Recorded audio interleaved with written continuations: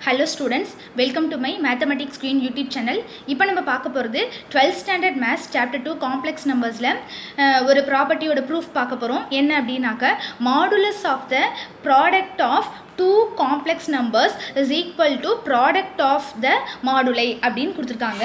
இப்போ இந்த ப்ராப்பர்ட்டியை தான் நம்ம ப்ரூவ் பண்ண போகிறோம். இந்த ப்ராப்பர்ட்டியோட சிம்பாலிக் நோட்டேஷன் தான் என்ன அர்த்தம்னா modulus of product of two complex numbersனு கொடுத்துருக்காங்க. அப்போ நம்ம எப்படி எழுதணும்னாக்கா to prove என்ன பண்ண போகிறோம்னாக்க modulus of z1 z2 இதோட வேல்யூ எதுக்கு ஈக்குவலாக இருக்குன்னு ப்ரூவ் பண்ணணும்னா equal to product of the modulus அப்படின்னு கொடுத்துருக்காங்க. அப்போ தனித்தனியாக மாடுலஸ் போட்டு ப்ராடக்ட் அதுக்கு ஈக்குவலாக இருக்குது அப்படின்னு சொல்லிட்டு நம்ம ப்ரூவ் பண்ண போகிறோம். இது சிம்பிளான ப்ரூஃப் தான் பாருங்கள்.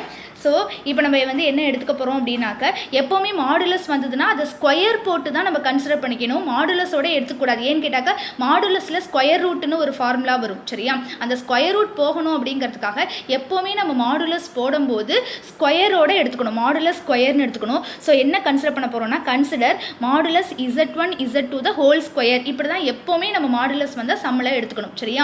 இப்போ இது என்ன ஃபார்மெட்டில் இருக்குது? மாடுலஸ் ஆஃப் z ஸ்கொயர் அப்படிங்கிற ஃபார்மெட்டில் இருக்குது இல்லையா? மாடுலஸ் ஆஃப் z ஸ்கொயருக்கு என்ன ஃபார்முலா? z பார் நம்ம வந்து படிச்சிருப்போம், ஏற்கனவே ப்ராப்பர்ட்டிஸில் படிச்சிருப்போம் இல்லையா? மாடுலஸ் ஆஃப் z ஸ்கொயர் வந்து எதோட ஃபார்முலானாக்க z பார். அப்போ இது நமக்கு வந்து இப்போ இந்த இடத்துல வந்து z அப்படிங்கிறது z1 z2. சரியா? அப்போ modulus of z1 z2 the whole square எப்படி எழுதுவோம்? z1 z2 into z1 z2 bar. z பார் எழுதியாச்சா? இப்போ அடுத்த ஸ்டெப் பாருங்க. இந்த பாரை வந்து நம்ம தனித்தனியாக அப்ளை பண்ணிக்கலாம். ஏன்னா கான்ஜுகேட்டோட ரூல் அப்படி தான். ஸோ z1 பார் z2 பார் அப்படின்னு தனித்தனியாக எழுதிப்போம். அதுக்கப்புறம் என்ன பண்ணுவோம்னாக்கா z1ஐயும் கம்பைன் பண்ணிக்கோங்க, z2ஐயும் கம்பைன் பண்ணிக்கோங்க. சும்மா பக்கத்தில் எழுதிக்கோங்க. z1 பார் அப்படின்னு வரும். எல்லாமே ப்ராடக்ட் தான், அதனால எப்படி வேணாலும் ப்ராக்கெட் போட்டுக்கலாம். So z2 bar. இப்போ இது என்ன ஃபார்மெட்டில் இருக்குது? z பார்னு இருக்கா? z பார்னாலே மாடுலஸ் ஆஃப் z ஸ்கொயர்னு இப்போ தானே பார்த்துருக்கோம். So modulus of z1 square. இது எதோட ஃபார்முலா? z2 பாரா. ஸோ இது வந்து மாடுலஸ் ஆஃப் z2 ஸ்கொயர் அப்படின்னு வந்துடும். சரியா? இப்போ இது அடுத்த ஸ்டெப் பாருங்க. ரெண்டுத்துலேயுமே ஸ்கொயர் இருக்கா? ஸோ நான் ஹோல் ஸ்கொயர் இப்படி தனித்தனியாக மாடுலஸ் போட்டு நான் ஹோல் ஸ்கொயர்னு போட்டுக்கலாமா? எதுக்காக நான் ஹோல் ஸ்கொயர் போட்டிருக்கேன்னா இங்கே நமக்கு எடுத்துக்கிட்டது ஹோல் ஸ்கொயராக தான் எடுத்துக்கிட்டோம். ஸோ இங்கேயும் ஹோல் ஸ்கொயராக போட்டுக்கிறோம். அப்போ இந்த ரெண்டு சைடும் வந்து நம்ம ஸ்கொயர் எடுத்துருக்கோமா? ஸோ ஃபைனல் ஸ்டெப்பை நம்ம என்ன எழுதணும் அப்படின்னாக்க அந்த ஸ்கொயர் போகணும்னா நம்ம என்ன பண்ணணும்?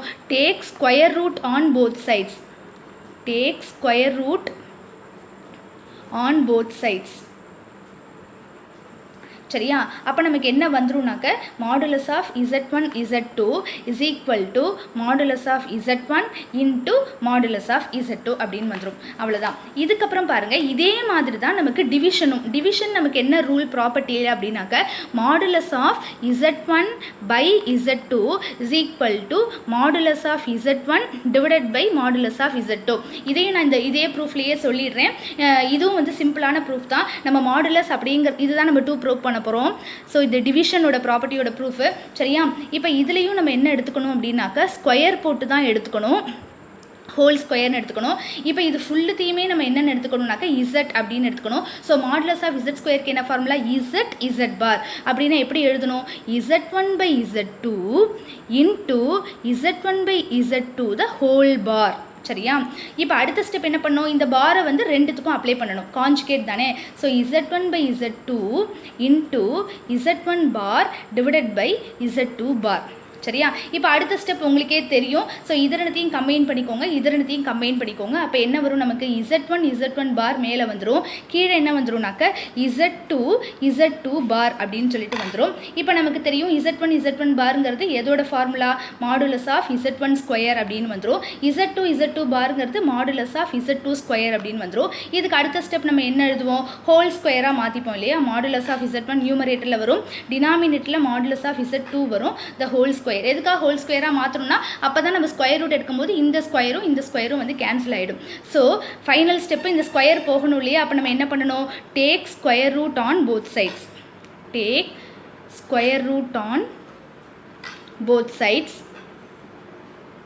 இப்போ நமக்கு என்ன வந்துடும், நமக்கு இங்கே வந்து ஸ்கொயராக எடுத்துக்கிட்டோம் இல்லையா, அப்போ லெஃப்ட் ஹேண்ட் சைடு வந்து அந்த ஸ்கொயர் ரூட் எடுக்கும்போது ஸ்கொயர் போயிடும். So modulus of Z1/Z2 is equal to, இங்கே ரைட் ஹேண்ட் சைடில் அது தனித்தனி மாடுலஸாக பிரிஞ்சிருச்சு. So modulus of Z1 divided by modulus of Z2. இதுதான் இதோட ப்ரூஃப். இது டிவிஷனோட ப்ரூஃப். இது உங்கள் புக்கில் கொடுக்கல. ஸோ இதை நான் ப்ரூவ் பண்ணியிருக்கேன். ஜஸ்ட் ஒரு தடவை கோ த்ரூ பண்ணிங்க. டெஃபினட்டாக இது 2 மார்க்ஸில் வரதுக்கு சான்ஸ் இருக்குது. சரியா? ஸோ இந்த வீடியோ உங்களுக்கு பிடிச்சிருந்தா லைக் பண்ணுங்கள், கமெண்ட் பண்ணுங்கள், ஷேர் பண்ணுங்கள், சப்ஸ்கிரைப் பண்ணுங்கள். Thank you students.